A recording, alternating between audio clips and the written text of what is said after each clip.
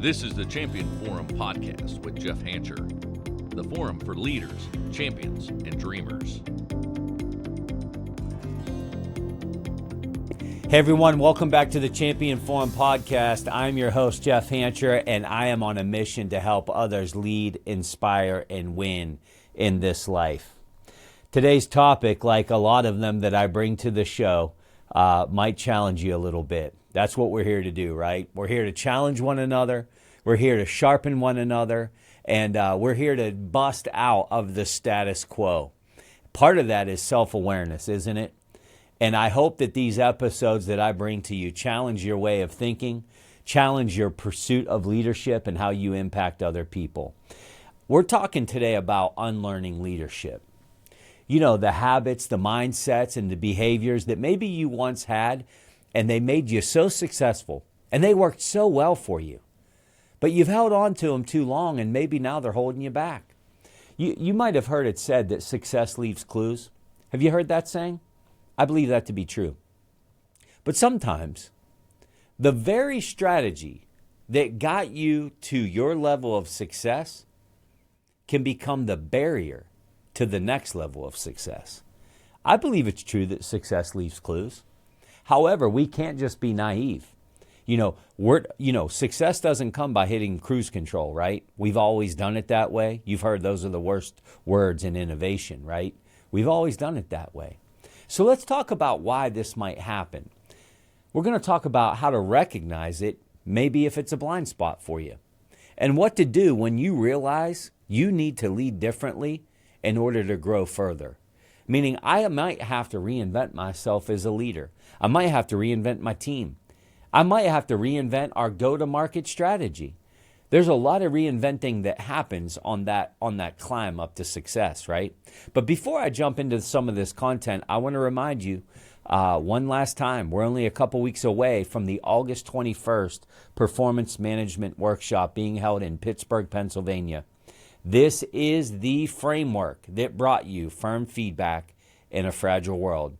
The book that was a #1 new release on Amazon. By the way, thank you all for your support of that book. It has been a game changer. But this is the framework that built that book, is the Performance Management Workshop. You know, this is the workshop that you're going to leave this one-day immersive event with tools that are going to help you navigate into the tough conversations, give you a framework and an understanding that all feedback is not created equal, how we can go as leaders from being bosses people report to becoming leaders that people don't want to let down, and finding this healthy balance of expectations, feedback, and accountability. To learn more about this workshop or to go and register, go to the events tab at jeffhancher.com. That's the events tab at jeffhancher.com, and I hope to see you there. So why is it that we struggle to unlearn? We need to do some unlearning sometimes, because if not, what happens is things become stagnant. But I think I have fallen victim to this many, many times, and I'll give you examples. When I went from the corporate structure of a Fortune 500 company into building my own company, there was a lot of things that I had to unlearn. What worked in that environment was no longer going to work in this new environment. There were things that I had to do a whole lot different. But unlearning can be tough because these behaviors, they worked in the past. Look, I won a lot of trophies doing it that way. We made a lot of money doing it that way. You know, we drove great profit doing it that way. But we can't keep doing it that way and expect to grow and excel if we're going to keep doing the same things. They may even be a part of your identity and your corporate culture. So it's like, man, these are hard to change because they've been so good to us for so long. And maybe you've even received praise for it and recognition for it. Maybe there's articles written about the old way that you used to do things. But here's the truth, and this is honest truth. What got you here won't get you there. I think I might even have said that in the last episode about being grossly loyal to the wrong people, right? And that's not betrayal of the past. It's a prerequisite for the future. So ask yourself, am I clinging to a version of leadership past that maybe worked for the smaller team that we once had, maybe a different season that we were once in, or a less complex business than we have now? Am I clinging to that version versus moving into the new version and the new identity of what our organization and what my leadership needs to be? I'm now in year 5 of my journey as a business consultant. And I have found that there are common behaviors that need to be unlearned. As I'm inside of these businesses, I'm talking to senior leaders, I'm talking to the entrepreneur, and I'm seeing these common things that keep coming up that need to be unlearned. And I thought I would just share a few of those with you because maybe they're going to diagnose an opportunity for you. But one of those leadership things that I believe needs to be unlearned oftentimes is being the expert. You know, maybe back in the day, you were the one with all the answers. And that worked for you then. But as your influence grows, as your organization grows, being the answer person makes you the bottleneck. That is not good business. That is not healthy for your team. It's certainly not good for you. It's important to trade expertise for empowerment. You don't have to be the expert. What you do need to do is equip people and empower them. That is great leadership. That will set you free. Ask yourself this question. Who else can answer this? Instead of, what's the answer? You don't have to have all the answers. Sometimes you have to unlearn the thought of, I need to know everything. The second one that I would tell you that comes up quite often that I see is the doing instead of the delegating. Hands-on leadership, it gets things done. No argument here. But it also burns you out. And it stunts the growth of your team. That's a fact. People aren't growing because you are the doer. You do instead of delegate. And maybe that worked for you at one point because you had to have your pulse on everything because there was no room for error and maybe you were too much of a perfectionist. Maybe you need to trade productivity for multiplication.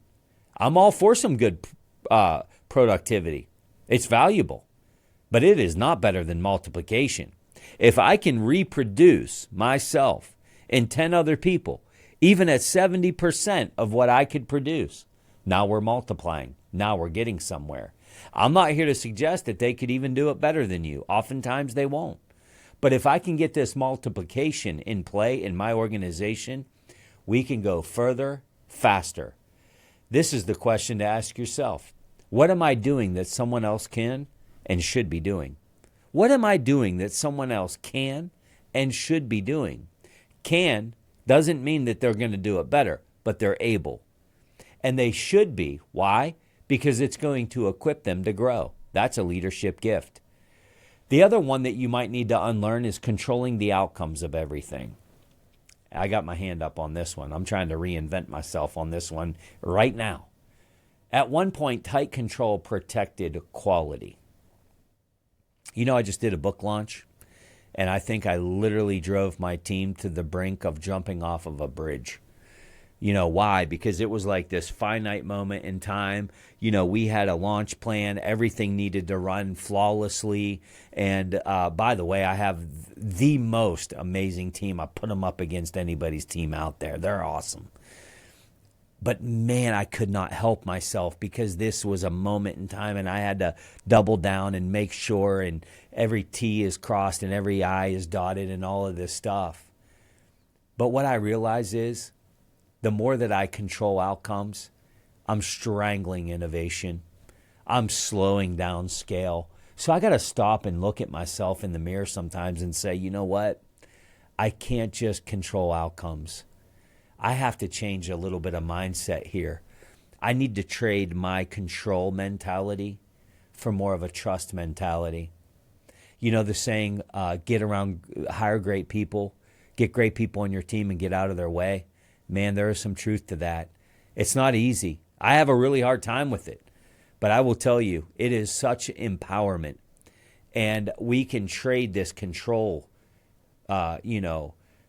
this smothering feeling that people feel from leaders that are control freaks like me, to this empowerment. When I get into these modes, one of the things that I do that maybe you can adopt is I start asking myself the question, what decision do I need to stop making to grow my leaders? It's easy to jump in and make all the decisions. But when you stop making decisions, what I have found is other people start growing. They start rising up. When this starts to happen, it's the most beautiful thing because it's less burdensome for you and you're seeing people around you grow. Here's another one, avoiding vulnerability. This is a big one.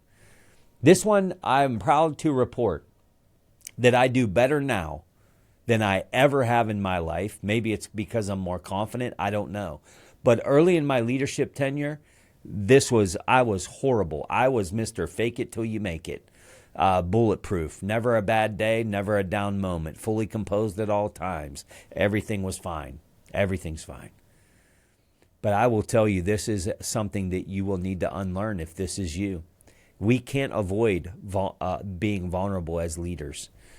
You used to see vulnerability as a weakness, but now your team needs your humanity more than your polish. I used to pride myself on being buttoned up and being polished and saying things perfectly. Why? Because I wanted to have this great leadership credibility. But I will tell you this, as you mature and as you grow in your confidence as a leader, you realize that people need a human more than they need a polished robot. And when you become this polished robot, you create this expectation, oftentimes that is unrealistic. Sometimes you got to trade perfection for authentic. And man, the payoff is unbelievable. Maybe you need to ask yourself, where do I need to be more real so that others can grow? So that others maybe could be a little more vulnerable as well. The other thing that you might need to unlearn is solving everything. Everything comes through you. You were the fixer. Maybe you are the fixer. But when you solve everything, your team becomes very dependent and you become exhausted. You know this is true, right? This is where you're working in it, not on it kind of thing. Talk about that a lot on this show. Sometimes we have to trade this solving leadership mentality for this coaching leadership mentality. What question can I ask that helps them solve instead of me solve? I did an episode about a month ago, go back and check it out, where I help lead leaders in questions. Where everybody's coming to you and they want you to fix, they want you to do sometimes, or they're bringing all their problems to you. And I talked about don't solve problems, ask great questions. Questions like, what have you thought would be the best course of action moving forward? I think when you ask great questions, you become less of a problem solver. And what you begin doing is you begin empowering them to solve their own problems. When we go through this phase, it can be a little bit scary. Because when we begin to unlearn some of these habits that have gotten us, a lot of trophies in the trophy cases, it can feel like we're losing control. And no leader ever wants to feel like they don't have their hand on the wheel. So I'm with you and I get that. But let's call it what it is. It's scary. Because why? It begins to challenge our own identity. And it requires us as leaders to let go of what's comfortable and what has worked for us. But here's the truth. If your identity as a leader is wrapped in what you've done, you will resist with everything that you have inside of you in who you're becoming. Who you're becoming is way more valuable than anything that you've ever done in the past. We can't live in the past, and we can't celebrate too much on the trophies that are in the trophy case. I mean, they're there to be honored, no doubt about it, but they're not going to get you to your future. Unlearning is not about erasing the past. It's about redefining it. It's about redeeming it by evolving, by changing, by moving our leadership into what we are becoming, not who we were. This is an unlearning process that I believe every leader should constantly be going through. This mentality of what worked up for us before might not work for us again. What my leadership style that worked before might not now work.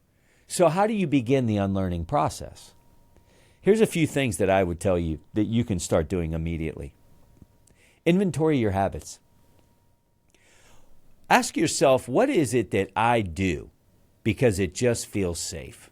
Not because it's strategic. It just feels comfortable. It just feels safe. If you can be very honest with yourself, you're going to start uncovering plenty of opportunity. The other thing I would tell you to do is invite honest feedback. Ask your team. Your team has more answers for you than you're probably seeking. Ask them. Maybe do it in a one-on-one. You do it in a group setting, it can get a little wild. But in a one-on-one setting, ask one of your teammates, what do I do that might be limiting our growth as a company? What am I doing that might be limiting our growth as a team? And then create space to reflect. Unlearning does not happen when you're running a race and sprinting. You can't think clearly when you're in the grind of leadership. It happens in silence. It happens in reflection. I think one of the most underutilized things in business, in leadership, and in success is just sitting in the quiet and thinking. It's so unsatisfying to so many people because it's not grind. It's not grind work. It's not immediate gratification. But I will tell you, it's one of the most underutilized leadership and success tools that there is out there. When you create space to reflect, you can start becoming very honest with yourself and realizing what worked before is not working now. I need to unlearn. And mentor with the future in mind. Mentor with the future in mind. Go find these mentors. Go find leaders that are ahead of you and ask, what was it that you had to let go of to grow in your leadership maturity, to grow in your leadership acumen, to grow in your leadership impact? What was it that was working for you and you had to let go of? If they're ahead of you in the journey, it's most likely that they've already wrestled this through many, many times and were challenged with it. They can give you the keys to unlock doors that you don't even know are locked up on you. The best leaders aren't just learning, they're unlearning. There's something powerful about unlearning. The best leaders are aware enough. They have a self-awareness to know that what used to work, it's not going to work anymore. And they're humble enough to evolve before they're forced to evolve. Because you're going to evolve. The question is, are you going to evolve through self-awareness or are you going to evolve through pain? But either way, you're going to evolve because there is a cost of unlearning. You burn out, you build dependent teams, which makes you tired and them unfruitful. You stop growing. Even if the business continues moving, you're not moving with it. You're not growing with it. You know, this is like trying to put 5 gallons of water into a Dixie cup. It's going to create a mess. That's going to create a mess. It's too much for that container to hold. So I want to challenge you today as we close out. I want you to identify one leadership behavior that you've outgrown and commit to replacing it with something that serves you on your next level. Not even where you're at, but on your next level. Maybe it's giving up being the fixer. Maybe it's saying yes to less things. Maybe it's giving your team more room to fail and embracing failure for the sake of innovation and giving them more room to lead and giving you more empowerment for your team. Don't just add tools to your toolbox. Start removing tools that no longer serve you. I mean, goodness sake alive, you don't see many hammers on job sites anymore. You see these air-powered, nail guns. I mean, bap, bap, bap, bap. Can you imagine going to a job site today and somebody's got a handful of nails and an actual hammer? You don't see that much anymore. Why? Because the hammer's not effective? No, there's just a better way of doing things today, right? You don't need to be more impressive. You need to be more intentional. Appreciate you all joining as always. If this episode challenged you, I want to ask you that one thing. Share it with another leader. Leave us a review. This certainly helps us get the message out to more people. Let's keep growing together. Let's keep evolving, and let's keep unlearning. Until next time, lead with courage, lead with clarity, and never stop turning that pressure into potential. The Champion Forum Podcast with Jeff Hancher. Lead, inspire, win.